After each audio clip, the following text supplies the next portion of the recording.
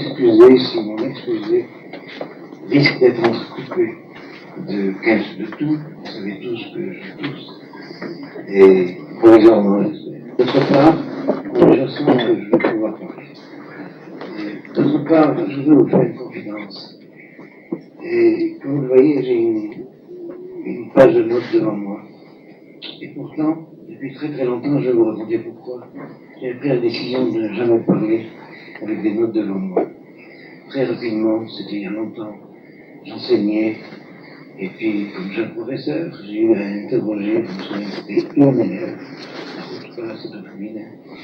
Et l'élève en question, avec beaucoup de courage, elle avait raison, m'a dit: comment voulez-vous que je vous réponde sans notes, alors que vous, le professeur, vous avez fait un cours avec notes? Elle avait raison, au début, il était impossible, on parlait sans notes. Mais j'ai toujours une page de notes devant moi, c'est ça la confidence. Je note ce dont je ne dois pas parler.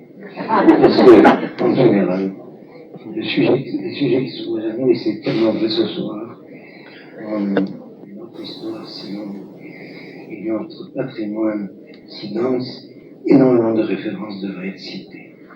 Je vais essayer, au contraire, d'improviser. Et s'il arrive pendant cette improvisation que j'ai cité une référence, vous m'en pardonnerez, je crois, que je vais tout de suite me pencher sur une des idées fortes du début de l'exposé de Benoît, que je remercie d'avoir tellement bien cadré notre sujet. Une tension entre un optimisme irréversible à long terme et un pessimisme indéniable, désarroi à court terme. Je me serais un peu accusé de cela. Eh bien, il a dit avec juste raison que le désarroi procède le plus souvent du fait qu'on a l'impression de se trouver devant une situation non seulement imprévue, mais radicalement contraire à ce qu'on pouvait prévoir, et qu'on est démuni, semble-t-il, de possibilité d'avoir un répondant à cette situation tellement inattendue de retournement d'un espoir qui semblait se réalisant depuis de tout, après 2000 ans de patience et d'impatience, et qui subitement se trouvait inversé. Il suffit de rappeler l'expression l'ère post-sioniste dont se gargarisent les intellectuels de gauche du pays et aussi de la diaspora, d'ailleurs, sans se rendre compte de la dynamite qu'il manie avec ces mots assassins, de l'idéal sioniste, messianique et juif, ces trois mots étant identifiés dans le discours que nous venons d'entendre, en tout cas dans le sujet qui se pose à nous. Il y a longtemps déjà, à cause de l'intensité des événements que nous traversons, avant la guerre des 6 jours, je me félicitais que des prophéties, je dirais ça entre guillemets, apocalyptiques du Talmud et du Zohar ne se soient pas réalisées. Après la Shoah, nous étions, ceux qui connaissent les textes, nous étions soulagés qu'il n'y ait eu que la Shoah. Et c'est énorme ce que je vous dis là. Parce que ce que le Talmud risque de prévoir dans le risque de ce qui pouvait se passer en Eretz Israël au moment du retour est tellement plus imprédictique qu'il fallait vraiment faire l'effort pour ne pas lire, pour ne pas étudier ces textes. Et je me félicitais de ce que l'histoire, notre histoire, le regard de la Providence, mais c'est nous qui faisons cette histoire, n'ait pas pris ce chemin décrit dans le 11e chapitre de la Gemara de Sanhedrin, et dans le Perek Chelek, page essentiellement, je vous dis la page, c'est 97 AB, 98 AB. Si vous avez le courage, lisez ces pages. Je ne vous enverrai pas de référence dans le Zohar. Ce qui nous arrive, c'est-à-dire on a pris la voie négative, alors que il semblait, jusqu'y compris la guerre des 6 jours, on avait pris la voie positive. Positive, c'est-à-dire malgré toutes les difficultés, c'était énorme. Cette réussite inouïe, massive, je le dis de nouveau, comme l'a rappelé notre ami, notre présidente ce soir, M. Benamé, du retour de l'univers entier après 2000 ans, c'était pas possible, tout simplement, pas possible. et puis de cette fulgurante mise sur pied d'un État qui stupéfait le monde entier. Et il me semblait être porté par, je vais le dire en hébreu, par une grâce de Milatachesed. Dieu nous souriait. Et puis subitement, on s'aperçoit que c'est pas nous aura faute, que c'est au contraire, que c'est le contraire. Les réactions que Benoît a citées tout à l'heure, d'un de nos amis, je vous les citerai par ailleurs, je dirais même plus, pour vous montrer la gravité du problème, d'un de nos élèves qui en diaspora a écrit ce qu'il a écrit, que Benoît a cité, il n'est pas le seul. Je voudrais épingler cela. Il s'agit en général de gens qui ont raté dans l'Aliyah et qui trouvent dans les accusations imputées à ceux qui ont signé ce manifeste. Il a été parlé de la lettre de Juifs de France qui a paru dans l'actualité juive cet été. Il y a plusieurs signataires de cette lettre dans cette salle, en imputant avec des amalgames de mauvaise foi, des intentions que nous n'avions jamais eues. Quoi qu'il en soit, il s'agit de gens, je ne donnerai pas de nom, mais je connais au moins 3 réactions dans les journaux juifs de France, signées par précisément le mono-possède, comme on dit en hébreu, de juifs de diaspora, qui ont essayé de venir nous rejoindre et qui n'ont pas réussi et qui ont dû redescendre à Paris. Je ne sais pas si vous voyez à quel point le problème est vraiment un problème de sionisme au sens messianique simple, le retour des juifs de l'exil dans la patrie. Et j'ai intentionnellement que ce mot m'est venu à la bouche, dans la patrie hébraïque. C'est pas la terre sainte. C'est, comme j'ai l'habitude de dire, c'est pas un jeu de mots. C'est très profond. C'est la terre enceinte. Elle est enceinte, non seulement des récoltes, mais elle porte la germination de la nation hébraïque à partir du rassemblement des juifs rescapés. Et on arrive très souvent, de moins en moins, parce qu'on ne peut pas tout lire. Quand je lis les journaux juifs de diaspora, que ce soit d'Amérique ou de France, que je vois ces placards qui invitent les juifs de diaspora à venir faire un pèlerinage en Terre Sainte, je me dis, j'ai froid dans le dos. Voilà les chrétiens qui arrivent. Mais en tout cas, c'est comme ça que le christianisme avait commencé. La transformation de l'histoire d'Israël, qui est l'histoire d'un peuple, nous l'avons entendu très clairement, qui commence à Abraham et à quitter dont Moïse a été le maître. Eh bien, mais notre Dieu, c'est Dieu des pères, c'est pas Dieu des maîtres. C'est encore notre sujet, mais c'est important. Moïse désigne toujours le Dieu d'Abraham, Isaac et de Jacob, et pas le Dieu de Moïse. Mais ceci pour dire que c'est comme ça que le christianisme avait commencé, transformer l'histoire d'Israël et sa réalité dans une espèce d'abstraction religieuse, spirituelle, qui a cette intensité du point de vue de la ferveur. Je n'ai pas à vous décrire ce qu'il y a de fervent dans la conscience chrétienne, cela existe, mais c'est autre chose. Et tout au début, ça ressemblait tellement à un chrétien, des judéo-chrétiens, et un juif de ce temps-là. Mais très rapidement, il y a un abîme qui se creuse. Et malheureusement, ce genre d'abîme est en train de se creuser à l'intérieur du peuple juif, entre nous, les juifs fidèles à la tradition, tout simplement à la tradition de ces 3 critères qui ne peuvent pas être dissociés, j'en parlerai en conclusion, le peuple, la terre et la Torah. Et je dirais quelle est leur d'urgence aujourd'hui, mais qui ont finalement démissionné sur tel ou tel point. Ceux qui sont fidèles à la Torah, et puis n'ont rien à voir en fin de compte avec le solidarité avec le peuple et avec la terre. Ceux qui sont fidèles au peuple, et en fin de compte n'ont rien à voir avec la solidarité, avec la Torah, avec la terre. Ceux qui ne parlent que de la terre, sans la Torah et sans le peuple, et qui finalement donnent le témoignage que leur attachement à la terre était suspect, parce qu'il manquait les 2 autres coordonnées essentielles. Eh bien, je dirais ceci, pour enchaîner cette belle introduction, c'est une autre problème. Le Talmud et le Zohar, mais je parle pas du Talmud, nous ont mis en garde contre cela.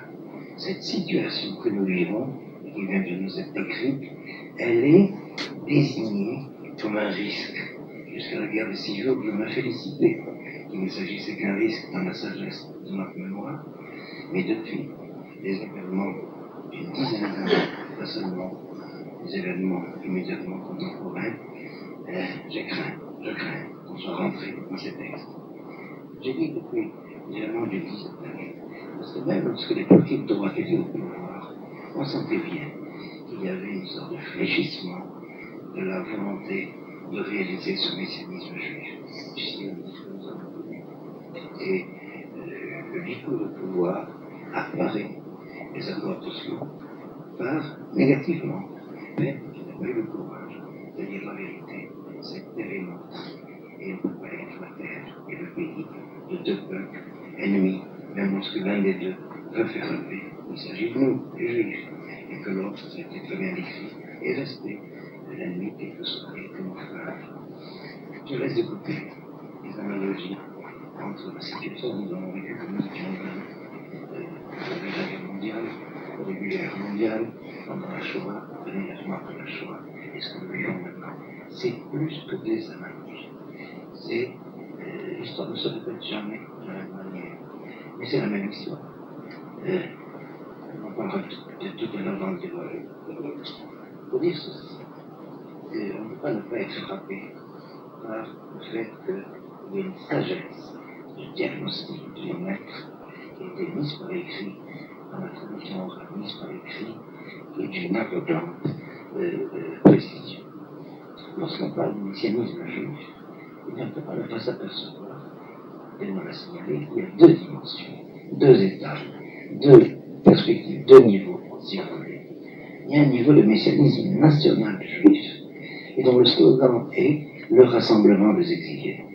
À partir du moment où les exilés du peuple d'Israël se rassemblent, et j'aurais pu citer toutes les références chez les Grecs, et dans la tradition orale elle-même, le processus messianique a commencé. Je vous donnerai quand même une définition, comment le Talmud en parle. C'est un processus très long qui commence avec ce messianisme national du rassemblement des Juifs exilés pour reconstituer la nation hébraïque et qu'on appelle le messianisme du Mashiach ben Yosef. J'en dirai quelques mots. Le Messie, fils de Joseph, et je veux me borner, c'est un sujet énorme, me borner à quelques lignes d'évidence pour nos préoccupations contemporaines, d'autant plus que la loi du retour est en question dans les projets du gouvernement actuel et surtout dans l'ambiance du politiquement correct qui accompagne les projets en tout cas les ministres de la gauche, de la gauche laïque militante du gouvernement actuel. Il me suffit de citer des déclarations tranquilles du ministre Begin ou de l'écrivain Lapet Yehoshua.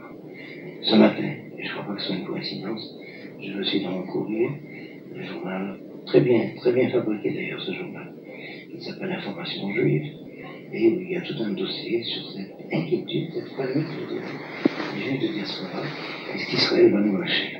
Regardez-vous. Et ils sont pleins des enfants.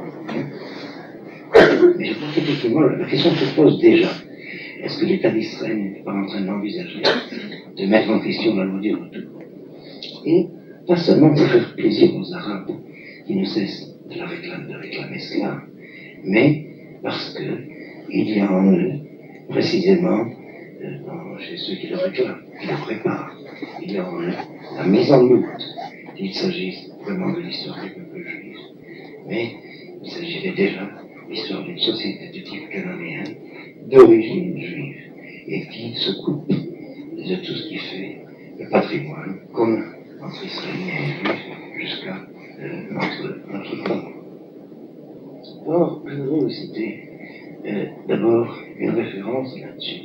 Première étape, c'est le messianisme national, le sionisme dans le sens le plus simple du terme. Les Juifs, peuples dispersés, indexés sur des peuples de cités étrangères, décident, peu importe les raisons secondes, les raisons immédiates, on pourra en parler des heures, décident de redevenir la nation hébraïque. Nous avons vécu cette mutation d'identité qu'Herzl a déclenchée. Elle a été voulue, rêvée avait de différentes manières, autres que celles de Herzl, dans l'État juif qui était, c'est exact, un État des Juifs, vous voulez faire Herzl. Eh bien, mais c'est quand même lui qui a cristallisé cela. Bon, si j'osais, je vous raconterais un souvenir. Je ne voudrais pas vous prendre tout le temps. Une des premières fois où je venais, un groupe d'étudiants français étudiait chez le Rav Kook. On étudiait dans sa petite chambre d'études.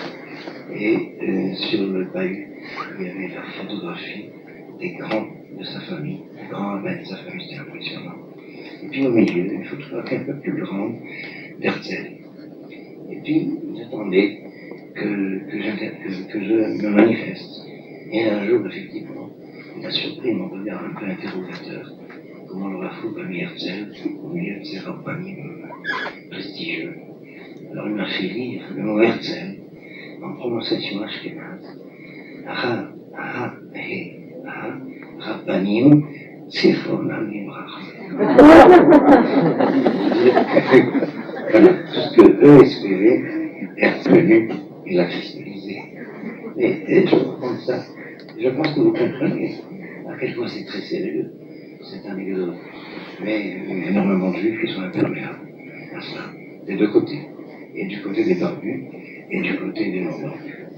En tout cas, pour revenir à notre sujet, il y a cette première étape. Quelle est l'origine de cela? C'est la destruction du royaume du Nord, après le schisme, après le temps du consentement. Il y a eu deux royaumes. Le royaume du Nord, qui s'appelle le royaume d'Israël, qui est appelé par les prophètes la maison de Joseph, Beth Yosef, ou la maison d'Éphraïm, qui est la principale tribu des descendants de Joseph. Et puis, le royaume du Sud, le royaume de Juda, avec capitale Jérusalem. C'est du royaume du Sud que les Juifs procèdent dans leur identité judéenne. Vous savez qu'en français, le mot de juif, c'est la corruption du mot judéen. Dans notre langue, c'est très clair qu'il s'agit de Yehudi, dans le sens de membre du royaume de Juda. En araméen, Yehudaï. Eh bien, par exemple en espagnol, pour dire juif, on dit judío, c'est Yehudi. En français, c'est devenu juif. Les juifs sont les judéens.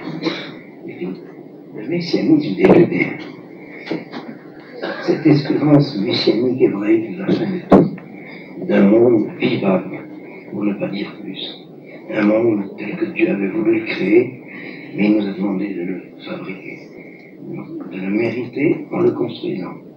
Eh bien, au point de départ, c'est un monde bien et mal mélangé, mais c'est un monde de bien triomphant du mal, qui est le monde de l'espérance messianique.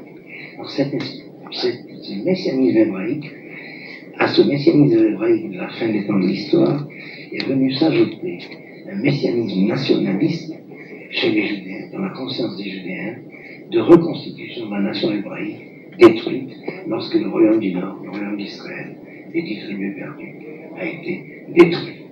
Alors, le processus messianique commence par le rassemblement des exilés. Et c'est un processus très long qui s'appelle Mashiach ben Yosef. Je dirais rapidement pourquoi.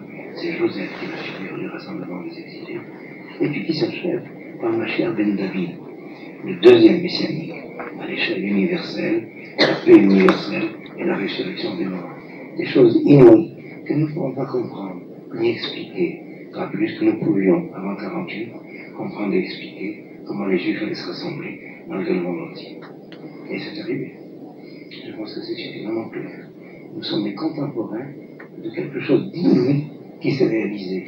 Je me rappelle, enfant, moi je suis né en Algérie, enfant, notre langue était le judéo-arabe, on ne disait pas aller en Palestine ou aller en Israël, on disait aller à Jérusalem. Mais c'était un rêve, on savait très bien que c'était un rêve. Et puis, on me demandait aux enfants, on m'a demandé dans ma famille, qu'est-ce que tu veux faire quand tu seras grand? Et moi, naïf, je réponds, rabbin à Jérusalem. Je ne sais pas si vous vous rendez compte. Mais c'était un rêve inouï. Et je vois dans la salle ceux qui se rappellent les mêmes sourires de compréhension. Et puis subitement ça arrive. Alors comme c'est arrivé, on croit que c'est normal, que c'est facile, mais c'était vraiment irréalisable. Je pense que c'est clair ce genre. Alors de la même manière que nous ne savions pas comment le Mashiach ben Yosef allait travailler. le bon Dieu a décidé qu'il travaillerait avec ma Jean-Jules. Bon.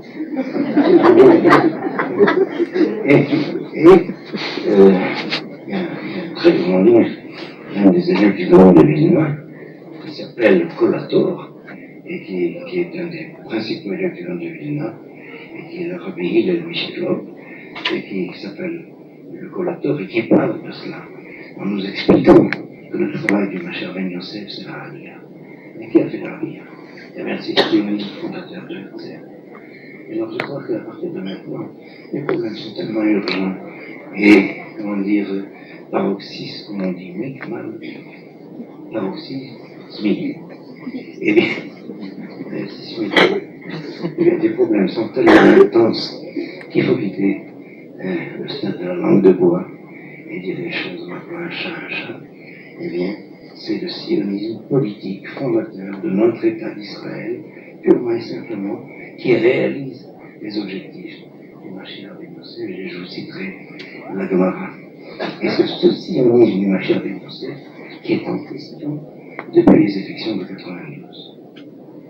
Je crois y voir de manière évidente un mot de la Providence, parce que, quand même, une telle politique, de telles décisions, à une voix de majorité, y compris là où les voix des députés arabes et les voix de deux transfuges de la droite qui sont fait acheter par des ministères fantômes, c'est tellement énorme que derrière, il y a quand même quelque chose qui nous dépasse, que ça se passe comme ça.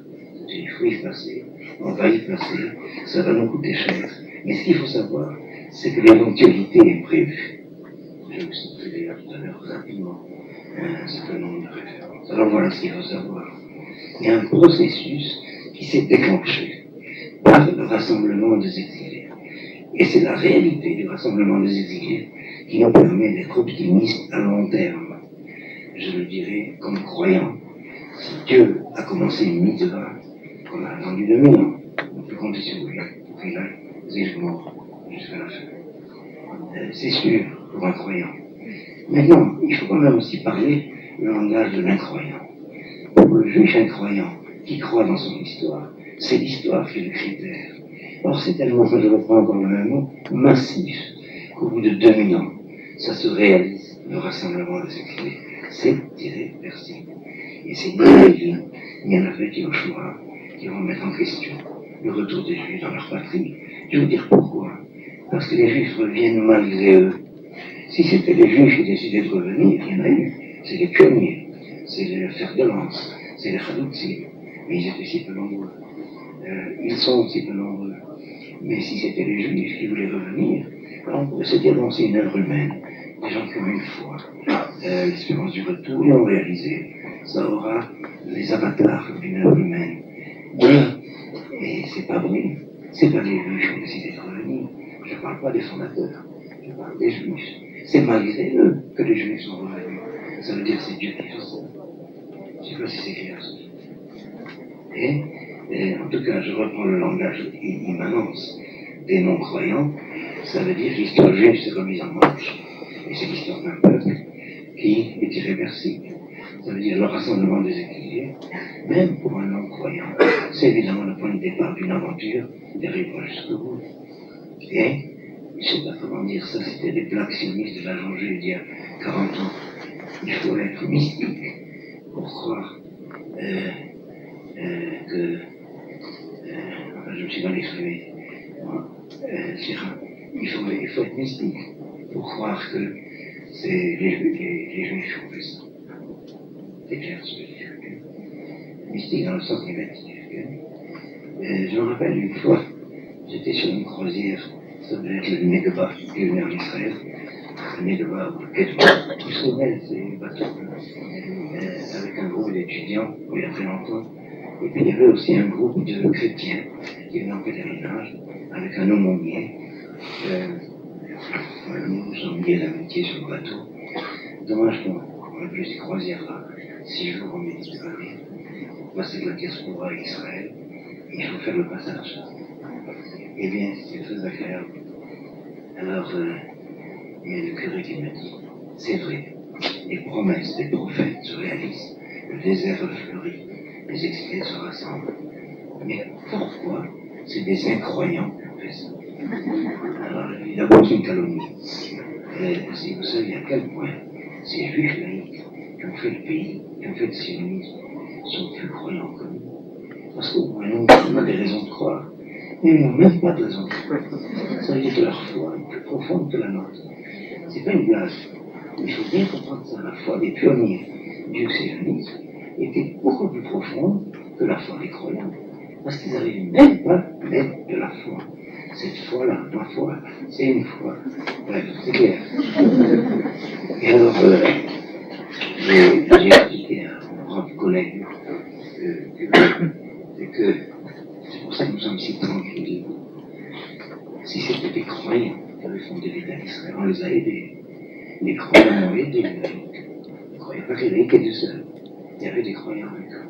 Mais quoi qu'il en soit, si c'était des croyants qui avaient fait l'État d'Israël, ça serait aléatoire. Mais ce n'est pas les croyants qui ont fait. C'est précisément des gens qui ne croyaient pas. Alors c'est Dieu qui le fait. Alors on est tranquille. Quand Dieu se sert de l'agent de Dieu pour faire l'État d'Israël, c'est plus sérieux que s'il se servait de la Bouddha d'Israël. Non, ne croyez pas que je les montre. Je le dis profondément. Je rappelle, quand vous parlez, tu crois vraiment que c'était Dick qu'on attendait pour construire Jérusalem? Et moi je répondais, tu sais, pour construire Jérusalem, on a besoin d'un architecte, pas d'un architecte. Et surtout un architecte qui ne se mêle pas de Bible. Parce que sinon, il n'a pas le temps de faire son travail d'architecte. Mais c'est comme ça que nous avons vécu la fondation. Eh bien, l'optimisme à long terme, parce que ça a commencé sérieusement, le rassemblement des exilés, quels que soient les aléas, quels que soient les hauts et les bas, mais ça ira jusqu'au bout. Je veux dire à deux niveaux, dans le langage du croyant, c'est sûr, mais dans le langage de l'incroyant aussi, c'est sûr, parce qu'il ne s'agit pas d'incroyants, car ça, il s'agit d'incroyants qui croient dans l'histoire juive. Je parle des juifs laïcs militants.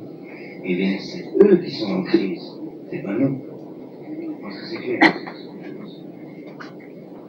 Alors c'est à la fin qu'on parlera du Mashiach ben David, et puis alors on découvrira avec stupéfaction, alors c'est comme ça que ça passe.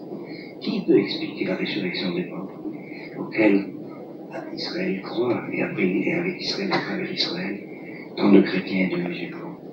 Chez les musulmans, c'est indifférent, mais en tout cas chez les chrétiens, c'est clair.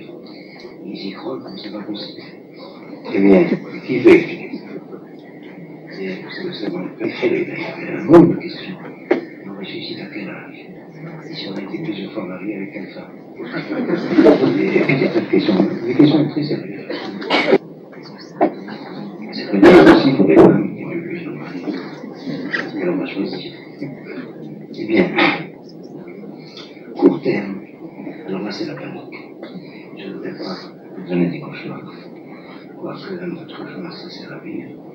Là, on voit que le peuple d'Israël, l'exploit y compris, a pris depuis quelques années, est catastrophique. Je vais vous donner quelques citations. C'est-à-dire que l'analogie avec l'inquiétude à la veille de la Shoah doivent être situées. Bien sûr, nous allons prier, nous prions pour éviter le pire. Mais je crois que le prix à payer pour arriver au terme bienheureux de la réussite du projet messianique qui a commencé, ce prix à payer risque d'être terrible. Parce qu'il y a un aveuglement, une inconscience qui touche parfois le camp des sionistes religieux, rabbins y compris eux-mêmes. Alors c'est ça qui m'inquiète. Je dirais simplement, c'est sûr qu'on arrivera au bout triomphe. Parce que le processus a commencé et qu'il est irréversible. Mais à quel prix? Là, je suis plein de terreur. Je vous donne un indice. En fait, nous entrons dans une ère où une des valeurs juives les plus fortes, les plus profondes est bafouée. C'est l'amour de la vérité. Et alors, c'est même pas la langue de bois, c'est le mensonge éhonté. Et je vous donnerai tout de suite, d'ailleurs, un exemple dans un article que je viens de lire ce matin, qui est signé par un rabbin qui est connu comme étant sioniste. Alors je vous dirai de qui il s'agit. Alors voilà ce que dit la Gemara, page 97. Le temps que nous vivons, il y a un temps où Haemet Neaderet, la vérité disparaîtra, sera néantisée, et Ardef. Alors comment la Gemara explique ça? Maï, Vatei Haemet Neaderet, Amar Rabbi, Amar Devera, à l'école de Rav enseigne, mais la Mèche Naasi, Adarim, Adarim, Yolechet là. Il n'y a pas un jeu de mots ici, il y a quelque chose de très important. Qu'est-ce que ça veut dire que la vérité va disparaître? La vérité ne va pas disparaître magiquement. Elle va devenir des troupeaux différents, qu'on appelle les zramim, les tendances, les chitotes, les hadarim, des troupeaux. Et chaque troupeau ayant son berger. Et la Gemara est très claire, là. C'est ça la disparition de la vérité, lorsqu'il y a des tendances différentes. Je ne sais pas si c'est clair à quel point nous sommes en plein dans ce problème. Il n'y a plus de repères. Il y a des tendances. Et comme si, je vous dirais une des citations du Rav Amital. Vous savez qu'il est une de ces tendances. Eh bien, tendancieux. Il dit comme ça, oui, on peut lire la Torah de manière différente en ce qui concerne la terre d'Israël, suivant l'opinion politique préalable que l'on a. Alors quel est le critère? L'opinion politique préalable que l'on a, et la Torah va dire ce que le Rav Amital veut dire d'après ses options politiques. Je ne sais pas si c'est clair. Quand c'est un rabbin qui dit ça, c'est inquiétant. Alors, je connais le Rav Amital, c'est le Rav. C'est très inquiétant. Ça veut dire qu'il y a une des valeurs fondamentales qui disparaît. C'est amour de la vérité sainte. Il faut se méfier. Il faut qu'on se méfie même de ses propres amis, parce que le vocabulaire est piégé. Le langage est piégé. Le vocabulaire est piégé. Vous savez que depuis qu'on a découvert ce fameux groupe énorme, moi j'en dors pas, parce que c'est les initiales de mon nom, Ashkenazi, Yehuda, Léon. Vous devenez vous. N'allez pas dire ça au Shabbat. Pour revenir au sujet, voilà un des exemples. Si la Gemara veut dire ça avec une telle simplicité, ça fait froid dans le dos. Le peuple de la vérité, il arrive que cette réalité qui nous trompe, on arrive à une inversion de critères. Alors on sait depuis toujours que quand on fait des troupeaux, c'est qu'on n'est plus des moutons, c'est qu'il n'y a plus de route, et qu'il n'y a plus de vrais bergers. Alors aujourd'hui c'est cela la valeur, et non pas l'amour de la vérité. Et je dis ça tout simplement, encore une fois, pas pour vous donner des cauchemars. Un peu de cauchemar, c'est à dire quand même. Mais malgré tout, c'est pour dire que vraiment c'est sérieux, cette espèce de bifurcation. Ou bien c'est une eschatologie bienheureuse, ou bien c'est une eschatologie catastrophique. Alors je crains, ça c'est une opinion personnelle de sensibilité, je suis de tempérament optimiste, comment on dit ça, incoercible. Mais je crains qu'on est devant cette équation. L'optimisme, c'est pour le long terme, mais que pour le court terme, eh bien, on peut être que très pessimiste. Qu'est-ce que je pourrais ajouter avant de revenir la parole? Je voudrais à mon tour parler de ces trois critères: le peuple, la Torah et la terre. Pendant 2000 ans, on posait cette équation de la manière suivante. Lequel des trois critères doit être le critère collectif, les deux autres étant ceux de l'option individuelle? Est-ce que c'est l'appartenance au peuple? Et ensuite, à partir de l'appartenance au peuple, il y a aussi la Torah des ghettos ou le sionisme dramatique, mais ça c'est l'option individuelle. Si l'appartenance au peuple est garantie, l'essentiel est garanti. C'était une des stratégies des Juifs. Est-ce que c'est la Torah qui doit être le critère de collectivité, Alors à ce moment-là, tous ceux qui n'ont pas de Torah seraient mis en dehors du peuple juif, l'appartenance au peuple ou l'appartenance à la terre étant renvoyée à l'option individuelle, y compris avec la même vie. Nous avons vécu cela jusqu'à l'État d'Israël. Et puis pendant tout ce temps-là, nous avions à lutter pour préserver le peuple et la Torah. Je crois que personne n'a encore vraiment raconté cette histoire héroïque. Avec le monde entier contre nous, y compris les Juifs, le plus souvent, parfois, mais le plus souvent, le peuple juif se retrouve au bout de 2000 ans existant. Et nous sortons la Shoah. Et puis, et de l'assimilation, la grande crise d'assimilation. Et voilà qu'on arrive et on gagne cette guerre pour la survie du peuple. Cette bataille doit continuer à être menée, mais elle est déjà gagnée. La Torah, la même chose. Au bout de 2000 ans, alors que le monde entier a essayé de couper de notre Torah, on revient sur notre terre, la Torah en bandoulière, petit au vent. Je ne sais pas si vous vous rendez compte qu'on a sauvé la Torah. Et puis, pendant 2000 ans, on a été coupé de la terre. Comme a dit Benoît tout à l'heure, ce n'était pas le souci urgent. C'est maintenant, de notre temps, que cette problématique doit être renouvelée. Quel est le problème le plus urgent? Quel est le combat qui serait insensé de perdre? Le combat pour la survie du peuple doit être continué. On va gagner, mais à quel prix? Le combat pour le sauvetage du patrimoine de la Torah doit continuer. On n'a pas acquis la Torah une fois pour toutes. Il faut que ce combat soit sérieux, que vraiment l'âme d'Israël soit préservée, c'est la Torah. Mais la lutte qui serait censée se perdre, parce que c'est la première fois que ça se pose à nous depuis 2000 ans, c'est le combat pour la terre. Voilà un peu, si vous voulez, dans quelle problématique j'envisage ce drame existentiel que nous sommes en train de vivre. Une espérance totale et irréversible pour la fin du processus. C'est sûr, on pourrait argumenter, mais c'est pas la peine. Je vois vos comptes et les politiques, mais surtout la crainte de ce qui se passe à court terme, que l'opinion électorale d'Israël est tellement changée après le meurtre de Rabin. Je dirais justement l'Ibracha parce que c'est un juif et que, comme a dit M. Benamé, je pense, ou Benoît, c'est pas parce qu'on l'a assassiné que sa politique était vraie.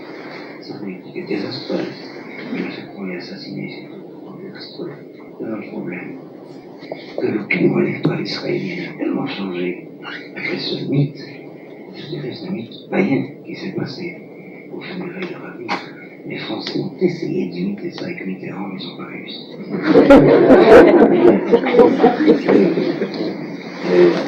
C'est très inquiétant que ça dépend d'arbitraire de ce genre.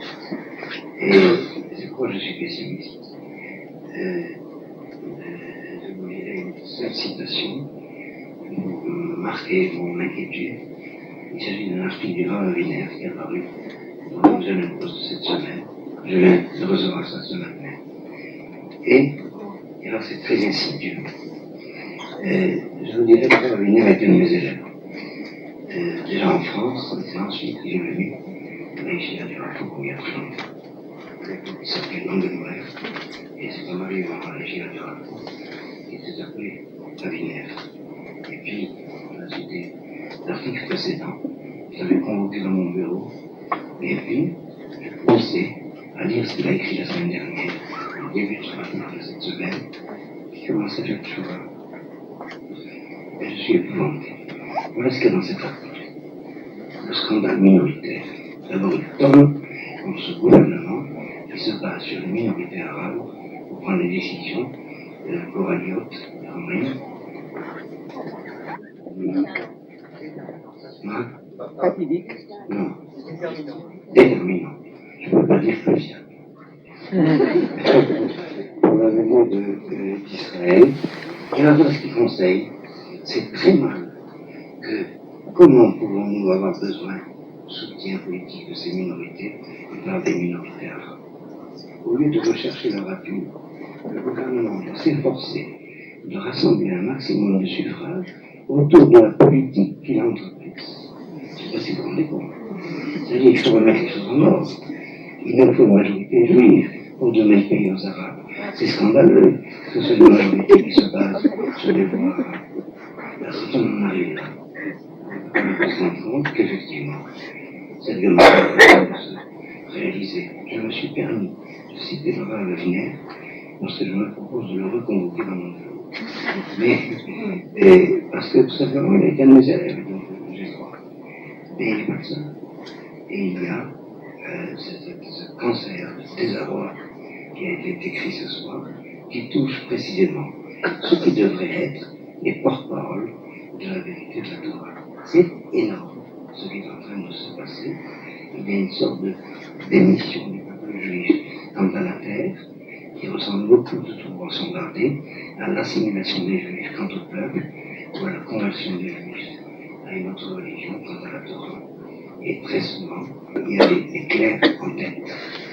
Et donc il faut prendre conscience de cela, et je résume, je passerai la parole. C'est une situation que le Talmud a décrite comme une éventualité que nous aurions pu éviter, mais qu'on n'a pas évité. Il faut donc rechercher les causes profondes. Les causes profondes, me semble-t-il, ça vient d'ici au minimum de 4 motivations différentes dans la Aliyah qui a créé le pays. Il y avait les sionistes politiques laïcs qui avaient décidé de mettre fin au statut sociopolitique des juifs de l'exil, sans se préoccuper du judaïsme. La plupart du temps, ils rejetaient le judaïsme en même temps qu'ils rejetaient la condition de l'exil.